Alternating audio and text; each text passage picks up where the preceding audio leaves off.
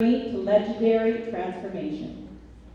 Belkis is CEO of the Phoenix Life Society that features the Phoenix Life Academy, the online space that offers insight, support, and the know-how on finding purpose, discovering what you burn for, and living a Phoenix life, where participants learn how to rise from their ashes of trauma, disappointments, pain, heartbreak, betrayal, fear, and live the life they dream of and that they deserve. Please welcome Belkis Clark.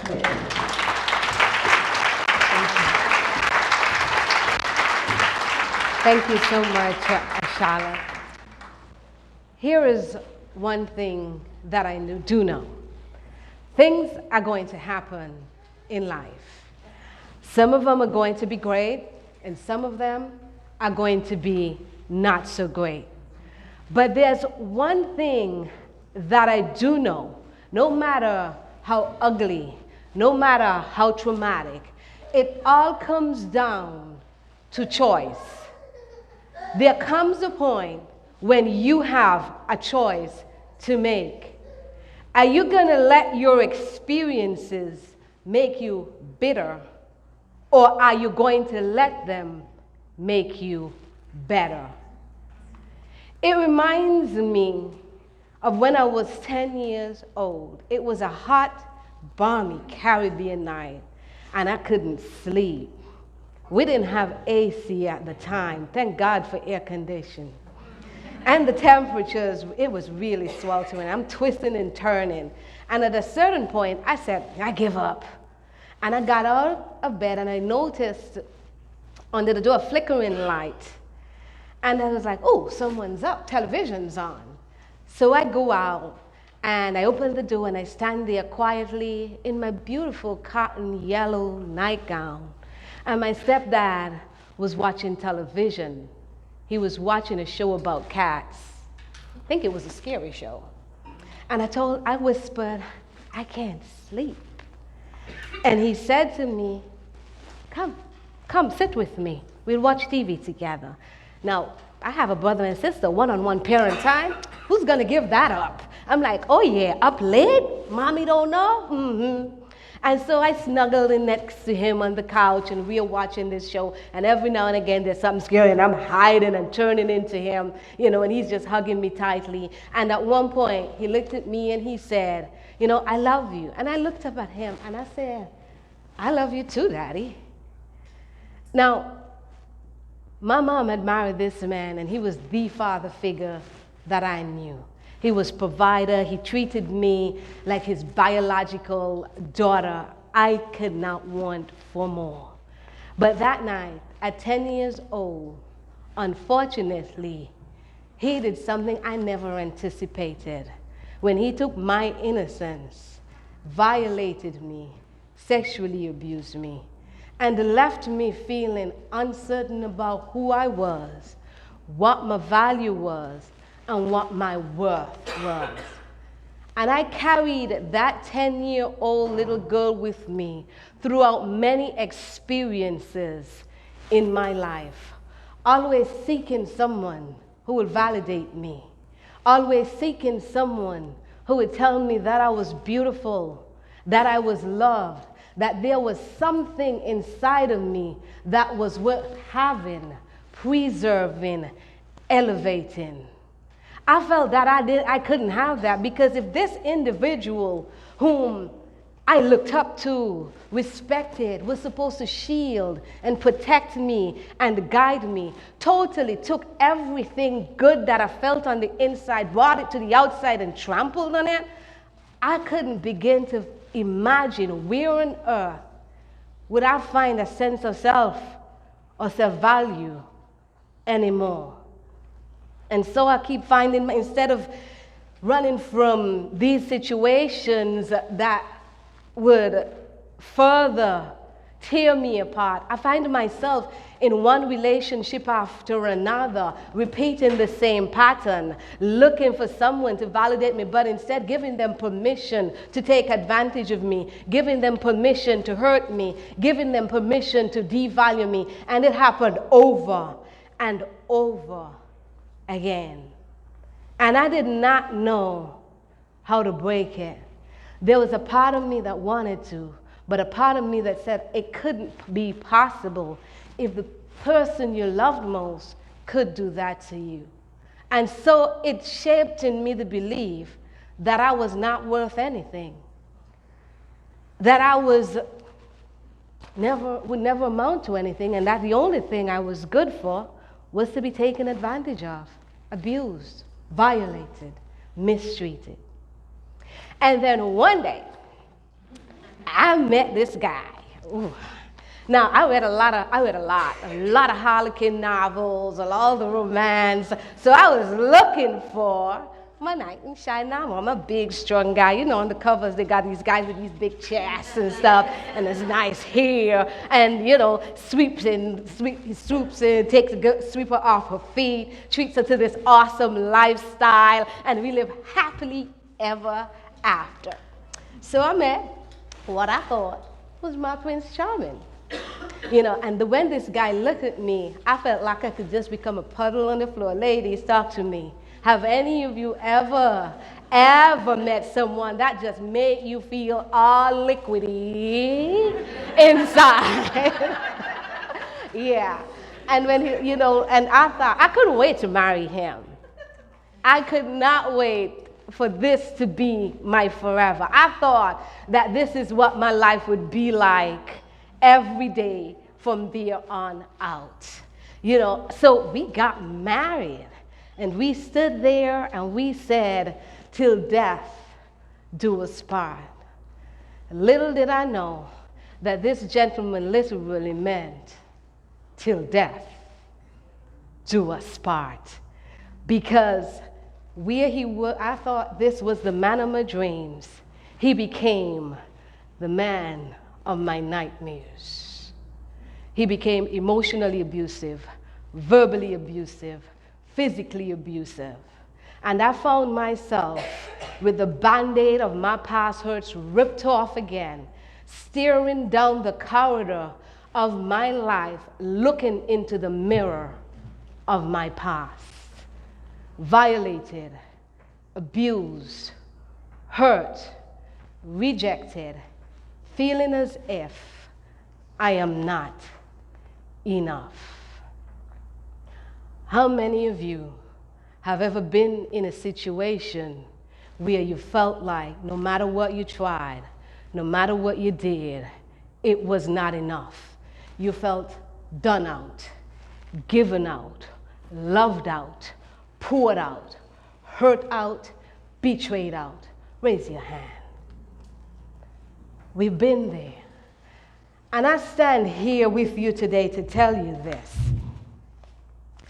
I know what you know. I've been where you've been, and I've seen what you have seen. But I also stand here to tell you today that that's not the end of your journey.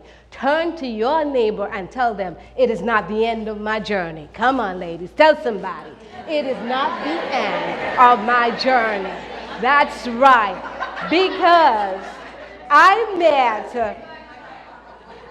met a man who, he was nothing like the dudes in the novels.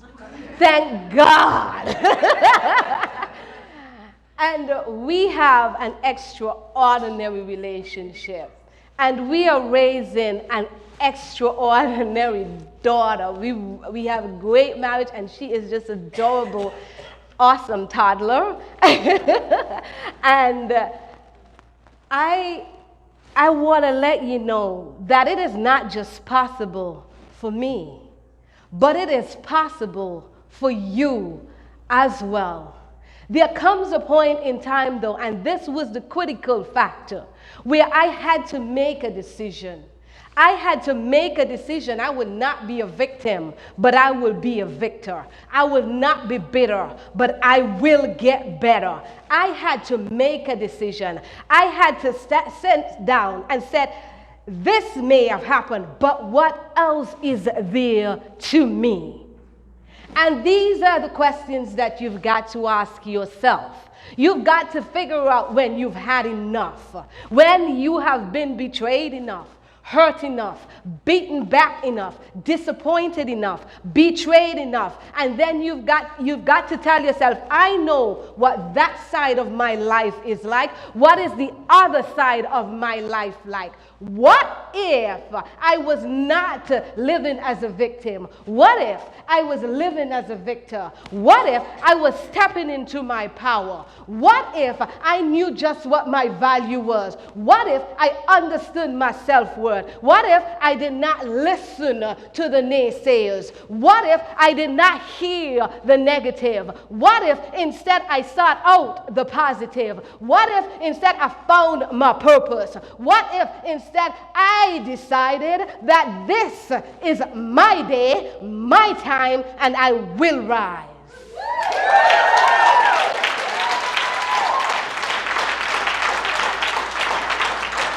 What if you knew just how awesome you are? There's a lady by the name of Williamson that wrote a quote to the effect that said, "It is not our darkness that scares us the most. It is our light that we fear." And there are a lot of times we will meet people who will beat that light down because they're scared of what you can do, or that it shows up their inadequacies. But you've got to shine your light anyway. But there is something I know about life. If you don't know where that switch is, ain't no turning that on. Question is, where's your switch? And who in here is ready to turn it on? Say with me, I'm turning it on. Come on, ladies, let me hear somebody. I'm turning it on.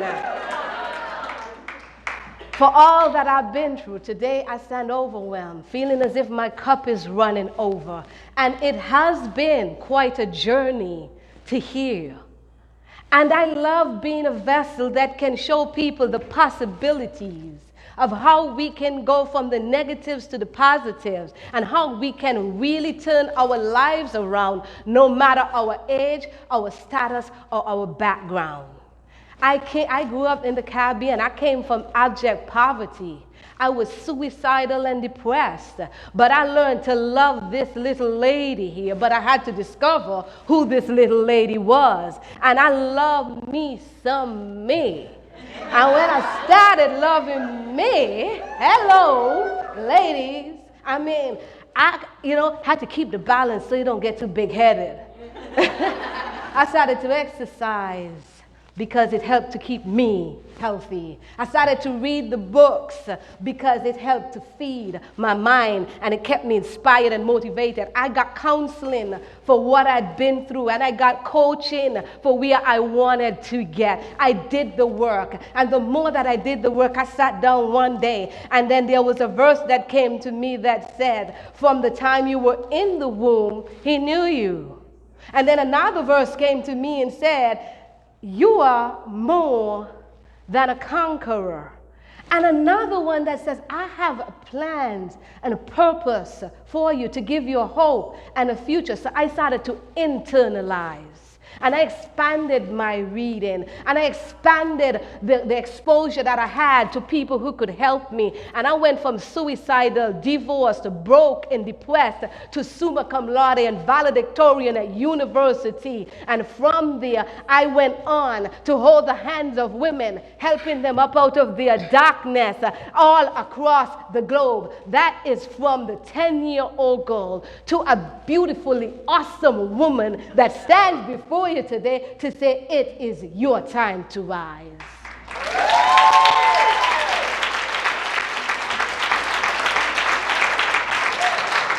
This is your moment of decision today.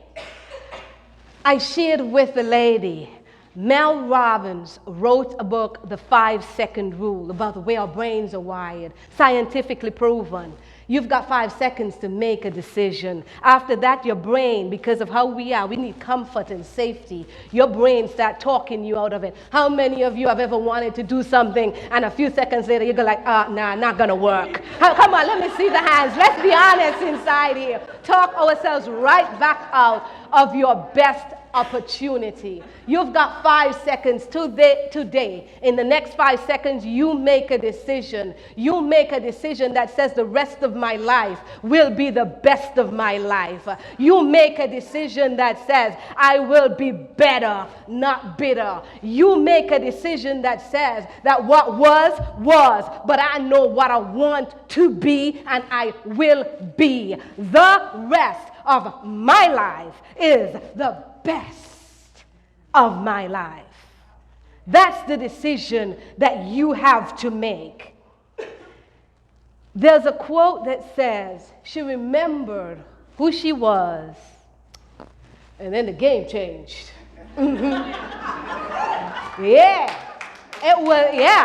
She remembered who she was, and then the game changed. How many of you in here want to remember who you are? Come on, let me see some hands. How many of you in here are game changers? Let me see some hands. Come on, ladies. I need you to stand up with me for a moment. Let's get to your feet because I'm about to create a shift in the next few minutes that we have got left. And here's what I want you to do.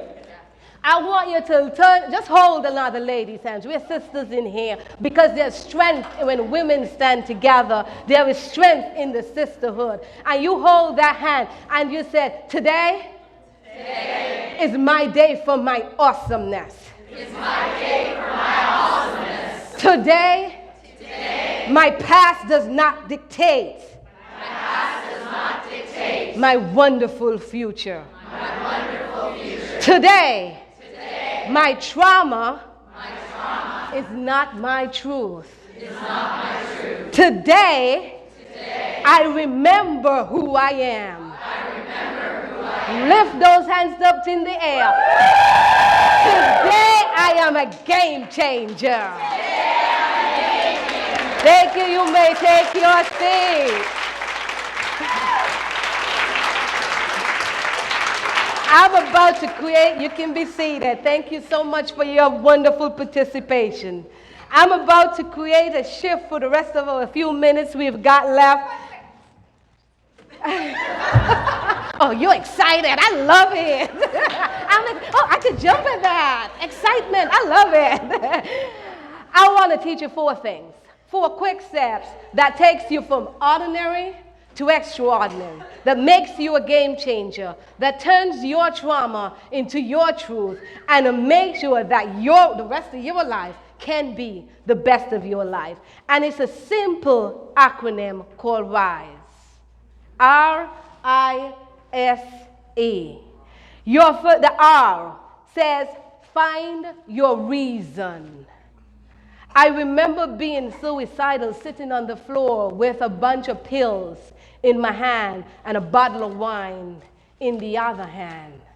And a friend happened to stop by at that moment, needing to use the bathroom, though they had just come from home. You want to talk about divine alignment? And they stopped by, was going up to someone else, and had to double back to my house. I was the closest. Knocking on the door, and I'm sitting there, would not answer, but the door was open and the curtains parted when the wind blew. And saw me on the floor, and it was like, I just really, really need to use the bathroom so badly. And I just looked up, and then they took stock of me sitting there and stepped inside, pulled a chair, forgot they needed to use the bathroom, sat down with me, spoke for hours. At the end of the conversation, I looked up and I said, I know what I want. You have got to find your reason to get up off of the floor of your life. You have got to find your reason to step outside of the things that imprison you. You've got to find your reason to lay the mask down and delve inside so you find the truth of who you are. You've got to find what it is that gets you going. These days, the faces I see before me are my reason. The little toddler that I'm raising, that's my reason. So she would know what is possible, not just by what I say, but by the life that I live. So that my extended family would know that it's not about where we come from, but it's about where we are destined to be. That's my reason. My reason is so that all that I've got within me, that it would be emptied out. And when they lay me out in my coffin, I will be nothing but a shell, because I would have invested all that was implanted in me into every single person that I met. That is my reason. I find your inspiration. We all get inspired by something. Find it, soak it up. You just get all into it like a sponge soaked in water and then release it. S, you've got to have a system. Everything operates by a system. The lighting in here comes on by a system. Our sound system, our whole body, our series of systems. So find the system. Sometimes it involves coaching, getting help, but you must have a system about achieving your goals. If you just leave it to float about up there in the air, then it's not a goal, it's a dream, a wish, or some fancy something that's just la la la la. A system is systematic ways of I am going to achieve this. And sometimes we need help for people to help us work through all the thoughts in our head so that we can get a blueprint for our lives. I love mapping the blueprint for people's lives and happiness. A lot of the times we know we want to be happy, but we've got no clue how to get there. A lot of times we say we want a home. I want a husband. But we didn't even begin to think about what kind of man would truly bring out the best in us. We want kids. How do you want them to be? It means you have to be a certain kind of person to raise a certain type of child. Do you have a plan for that? The only thing we seem to want to plan, and not many people do it, is retirement. But we ought not to be living just so we can die. In each of us is a purpose. So you've got to organize your system, put together your blueprint for your life. You don't just build a house without a blueprint, do you? Anybody in here ever build a house, just threw up some stuff, hope that the foundation holds and the walls don't fall down about them? We can just go grab some wood here, some nails there, bam, bam, bam, and then we're going to just slap something on and then hope that it stays? Is that how you've been living your life? No blueprint. And it can be scary and overwhelming. And that's where you get help. So that's your system.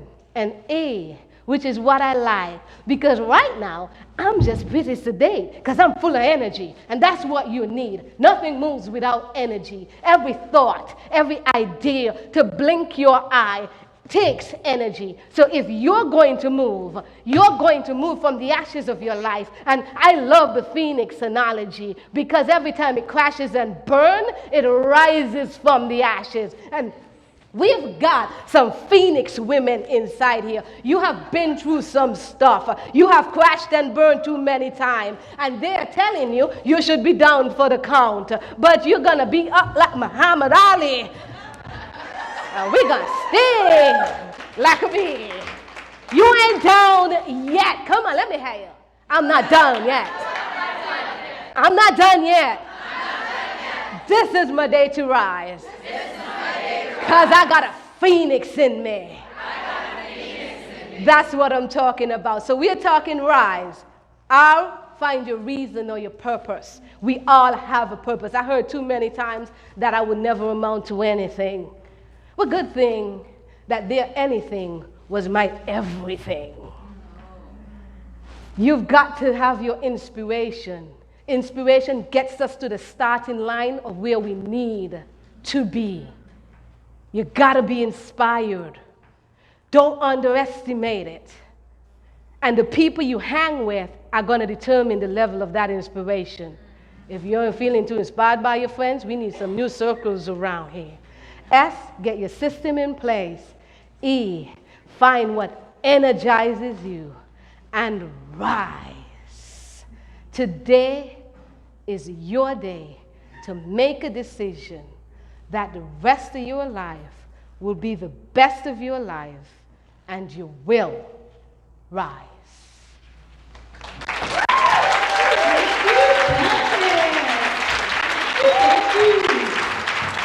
Thank you. I'm going to stand, right? Look at this. This is all for you. Enjoy. All right. This is going to bring us to our lunch break. So we're going to meet back here at 1:15. Gives you a chance to talk to Joanna and Belkis, who you just heard from. There's a restaurant